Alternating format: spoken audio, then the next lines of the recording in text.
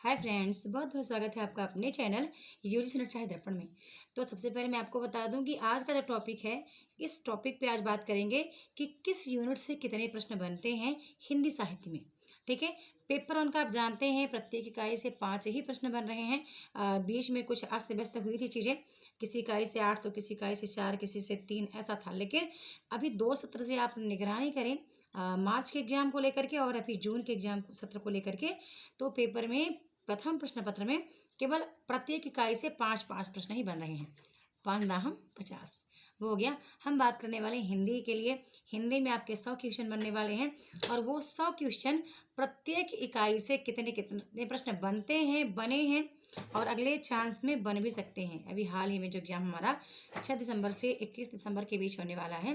तो चलिए इसके लिए बात कर लेते हैं। सबसे पहले आप वीडियो पे पहली बार आए हैं तो वीडियो को लाइक सब्सक्राइब शेयर जरूर करके रखें ताकि मेरी कोई वीडियो ना मिस हो। कभी कभी मेरी फ्री वीडियो भी आपके बहुत काम की होती है। ठीक है। एक बात और मैं कहना चाहूँगी, काफ़ी गृहिणी महिलाएं हैं जो सोचते हैं कि कैसे पढ़ाई करें, कहाँ से पढ़ाई करें। यदि आपको ऐसा लगता है कि आपके पास समय बहुत कम है और कम टाइम में आपको एग्जाम निकालना है, तो मेरा मंच वाकई आपके लिए है और आप सही मंच पर आए हैं, सही मंच पर जुड़े हैं।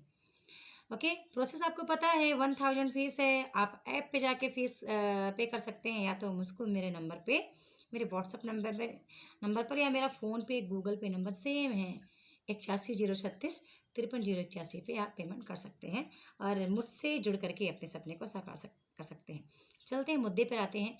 आज का जो मेरा मेन मुद्दा है केवल इतना है कि आपको क्या आप अब आपको ये बात तो चलो मैं बता दूंगी कि कितने इकाई से कितने प्रश्न बनेंगे, पर प्रश्न ये भी तो है कि क्या केवल आचार्य शुक्ल को पढ़ करके या सरस्वती पांडे गोविंद पांडे को पढ़ करके, और एक पुस्तक आती है दृष्टि पब्लिकेशन, क्या उसको पढ़ करके एग्जाम निकाला जा सकता है?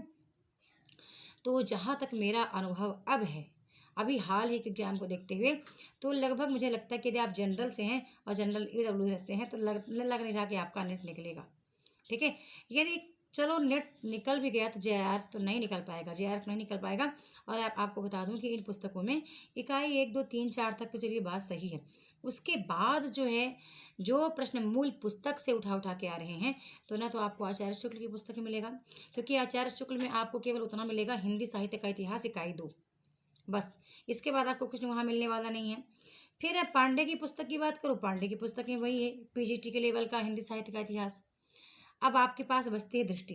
दृष्टि में चीज़ें कुछ ठीक ठाक हैं लेकिन डीपली नहीं है। दृष्टि का नया वर्जन मैंने देखा, वहाँ भी उन्होंने सेम जो पहले था वही चीज़ें उन्होंने फिर से ऐड करके दी हैं, बस प्रीवियस क्वेश्चन वो न्यू ऐड कर रहे हैं, बाकी कंटेंट उनका पुराना ही है।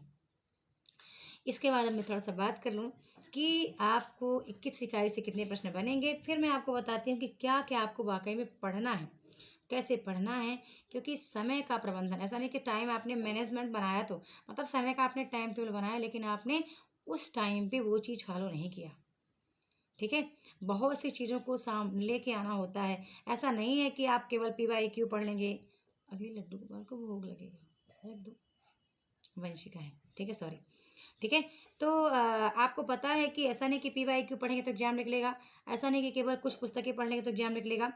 आपको कहीं न कहीं बहुत सी चीज़ों को एक साथ ऐड करना है अपनी मेहनत के साथ। यही होता है कि काफ़ी लोग मेहनत करते हैं एग्जाम नहीं निकलता, तो उसकी वजह यही है कि सही से आपने PYQ नहीं लगाया, सही से आपने रिवीजन भी नहीं किया। आपको जब रिवीजन करना था तो आपने नहीं किया। जब एग्जाम के 10 दिन बचते हैं तो आप रिवीजन करने बैठते हैं। ठीक है। जब एग्जाम के 5-6 दिन बचते हैं तब आप मॉक लगाते हैं। ठीक है। तो पहली गलती तो आप यही कर बैठते हैं, है ना। मतलब हर चीज़ का कोई वक्त होता है। अभी सूर्य उगता है हमारा जो भी 6-7 बजे, और अब आप जगेंगे 9 बजे तो आप सूर्य से 2 घंटे पीछे ही ना हैं। अब सोचिए, जो व्यक्ति अभी से टेस्ट लगा रहा है, जिसका कॉन्सेप्ट पूरा अभी से क्लियर है, अब बताएं तो वो आगे जाएगा कि आप आगे जाएंगे, है ना। तो इसलिए कुछ चीज़ों को आप बिल्कुल कवर करके रखें, कुछ चीज़ों को आप सही समय पर करें, जब करना है तब करें। ऐसा नहीं कि वक्त निकल गया इसके बाद आप करेंगे, तो शायद है कि सफलता मेरे ख्याल से इतनी निकट नहीं होगी।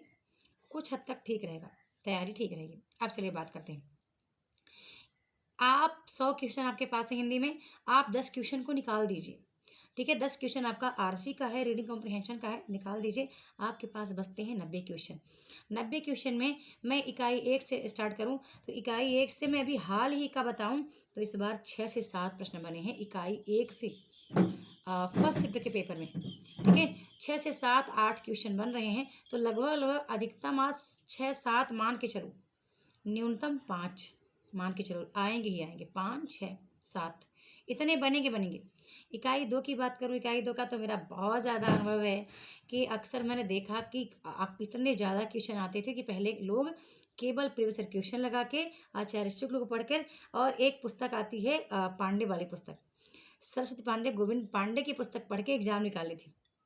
ठीक है, और कहीं ना कहीं जब 2020 में मेरा एग्जाम निकला था तो सबसे ज़्यादा मैंने इन पर फोकस किया था, लेकिन मैंने कुछ चीज़ें अपने कॉन्सेप्ट को क्लियर किया था, क्या बोलते हैं, इकाई 5 से इकाई 10 गूगल बाबा से पढ़ पढ़ के। पर अभी सब चेंज है। ठीक है, अभी इन पे ट्रस्ट करके आप तैयारी करने मत बैठना कि आप इसको मात्र पढ़ लेंगे तो एग्जाम निकल जाएगा। ठीक है, अब इकाई 2 में मैं बताऊं कि कितने प्रश्न बन सकते हैं, तो इकाई 2 से लगभग अधिकतम तो 20-22 बनेंगे ही, न्यूनतम नहीं कह सकती, 15-16-18, क्योंकि पिछली बार 18 क्वेश्चन बने थे। ठीक है, सेकंड शिफ्ट के पेपर में 18 क्वेश्चन, इस बार 22 क्वेश्चन बने हैं फर्स्ट शिफ्ट के पेपर में, ऐसे ही 21-22 पेपर बनने फिर सेकंड शिफ्ट में ही बने थे। अब मैं इकाई 3 की बात करूँ तो इकाई 3 में अधिकतम 9 से 10 प्रश्न बनेंगे, न्यूनतम 8 क्वेश्चन, अधिकतम न्यूनतम आप दोनों करके रखें। ठीक है, और ये प्रश्न कौन कौन से आते हैं, प्रश्न का टॉपिक क्या होगा, टाइटल क्या होगा, इसका वीडियो मैं जल्द ही अपलोड कर दूंगी मेरे ऐप पे, वो क्लास फ्री रहेगी, या तो आप कहेंगे तो मैं यूट्यूब पे ला दूंगी कि वो इस जो 6 प्रश्न बनेंगे वो टॉपिक क्या होगा, वो कौन कौन सा टॉपिक है जिससे प्रश्न पक्का बनेंगे, भले वहाँ पे लेखक रचनाएं अलग हों पर टॉपिक पक्का यही होगा। इकाई 3 से आपने देख लिया कि आपके अधिकतम 10 न्यूनतम 8।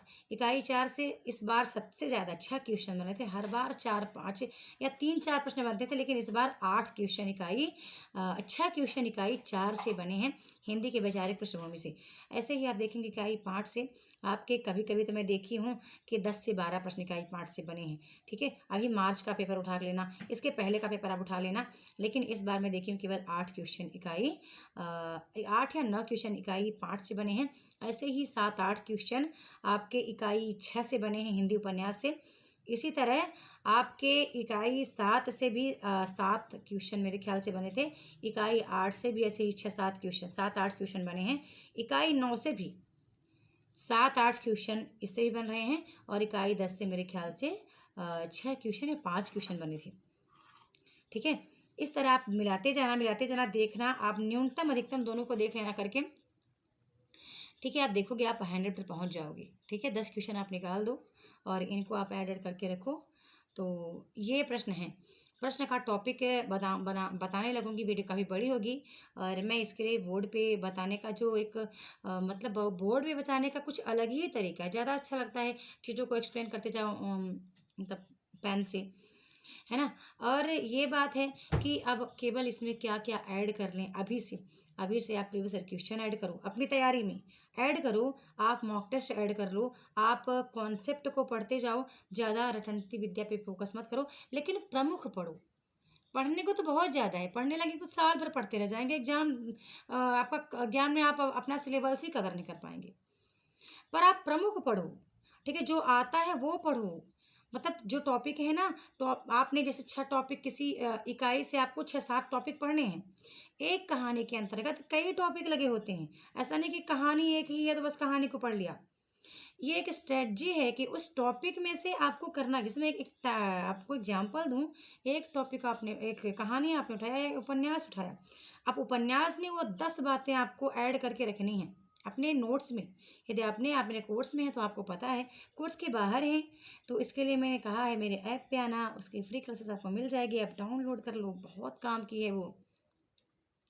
अब एग्जाम्पल देना चाहूँ तो बता दूँ, काफ़ी लोग हैं जो शायद है कि ना उनको टाइम मिले, आर्थिक समस्या हो, ना कोर्स ज्वाइन कर पाएँ, लेकिन आप एक बार मेरे से बात भी कर लेना, आपको लगेगा कि बहुत दिक्कत है तो, हाँ मतलब जो भी दक्षिणा, पर ये था कि मैंने बहुत बार कहा कि आपका एग्ज़ाम नहीं रुकना चाहिए फीस की वजह से।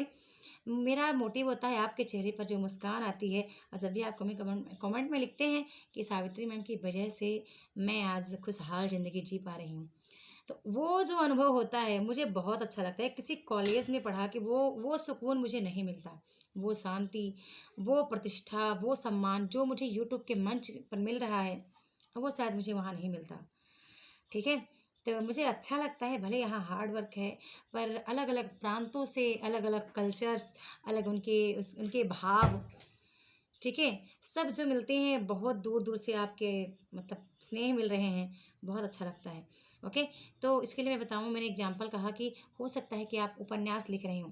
उपन्यास में कितने टॉपिक आपको कवर करके रखना है। अच्छे से पात्र पता हो, प्रकाशन वर्ष पता हो, लेखक का जन्म समय पता हो, वो रचना कितने खंडों में विभक्त है, खंडों में, अनुच्छेदों में, परिच्छेदों में, विभागों में, प्रकरणों में, ठीक है?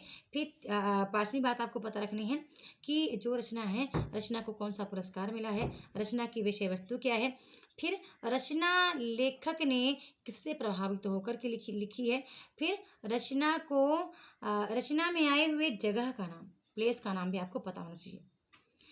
पात्रों का एक दूसरे पात्रों का क्या कनेक्शन है आपस में, ये भी आपको पता होना चाहिए।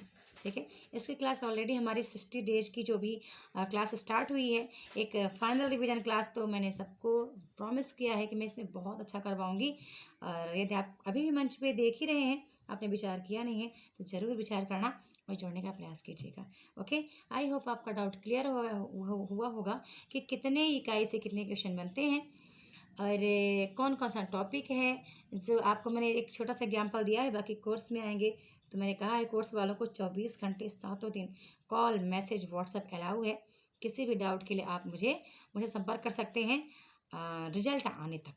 खासकर आपका कोर्स वैलिड है 7 महीने तक, जिसमें आपको PDF, मॉक टेस्ट सभी कुछ अवेलेबल है। ओके, मिलते हैं नेक्स्ट वीडियो में नए टॉपिक के साथ। अब तक के लिए बहुत बहुत धन्यवाद। वीडियो को लाइक करिए। ओके।